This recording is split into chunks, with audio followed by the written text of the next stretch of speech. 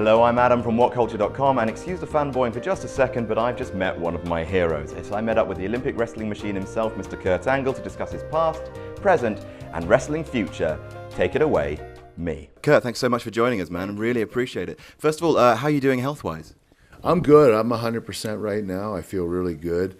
I had a little bit of a scare. I had to have a tumor taken out of my neck this year, but other than that, I feel really good. I'm excited about my tour coming up, and I look forward to it. This will be my retirement matches for TNA, so looking forward to seeing who I'm going to wrestle, and I'm just glad it's going to be right here in the UK. What are your plans after the retirement matches? Retirement. Right now I'm just taking it one day at a time. I signed a deal with Bellator to commentate for the fighting. I just signed with an agency in Hollywood to do more movies, so I want to take some time off of wrestling. I want to focus on something else. I've always wanted to commentate MMA. I actually always wanted to fight, but at 46, that's looking really slim and slim to all.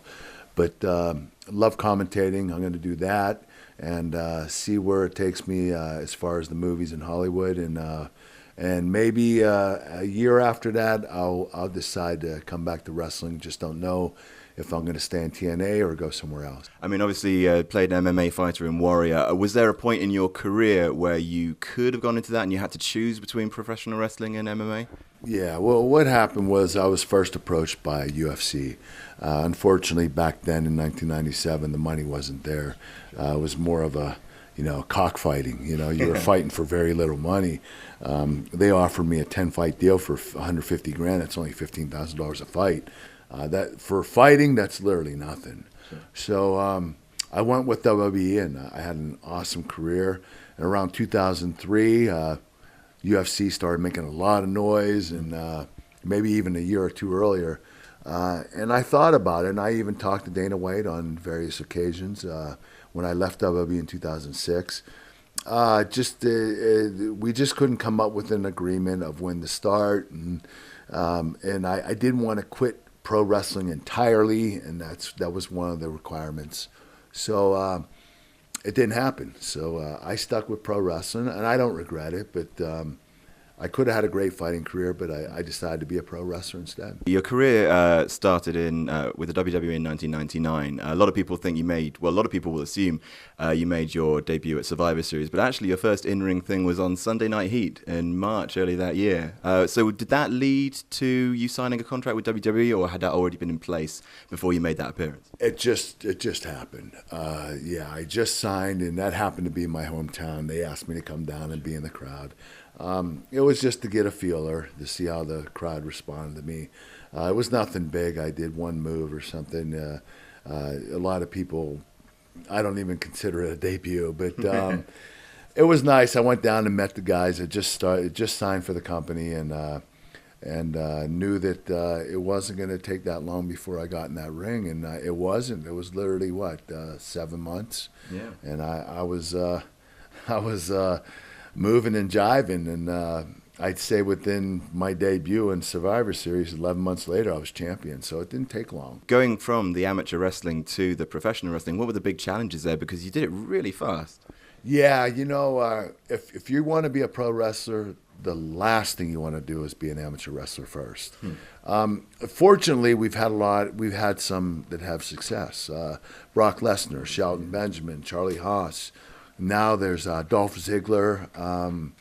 Who else is Jack Swagger's done a great job, and then you have Chad Gable, who and Jason Jordan. They're doing a phenomenal job in NXT. I was going to ask you about Chad Gable and Jason Jordan, because have you heard that they've started singing Gable and Jordan to your theme? Poor guys, God bless them. But I think they have big careers in front of them. I'm really impressed at what I see in them, and I think that they're going to have promising careers. The one thing they don't want to do, try not to compare themselves with me, because they're not going to be me, and I'm not going to be them. But they need to be themselves and have their own identity. And it does kind of suck that the fans are kind of labeling him or them as the next world's greatest tag team or whatever it is. Yeah. But I think, I think, like, obviously everyone loves Chad Gable from what I can see. And I think the comparisons are only flattering because I think your style of wrestling was not seen, like, at all in the WWE before you started. Like, the first match, I went back and watched your first match with Sean Stasiak. And the reaction, it was kind of like it seemed like the fans didn't know what they were seeing. And they weren't enjoying it. They didn't know what they were seeing. And I was relatively unknown, except that I was this Olympic gold medalist that, parlayed into pro wrestling, was trying to make a bunch of money. So, as a matter of fact, that's when Vince decided to turn me heel that night. He got on the microphone, told the referee, knock Stasiak down, go outside the ring, and you tell the fans you don't boo an Olympic champion. I couldn't believe that the ref told me that. I said, are you serious? He's like, yeah, Vince told me to tell you. So, it just happened that night, and that's where Vince got the idea that Kurt Angle was going to be a heel. Do you prefer working one way or the other? I'm better as a heel. I don't have this flashy type of babyface style to me. I'm more of a ground kind of, a technician that keeps the guys grounded and, does a bunch of suplexes. So I think I work better as a heel, but, in my career, the longer I wrestled, the more respect I garnered, and it's very hard for me to be a bad guy now.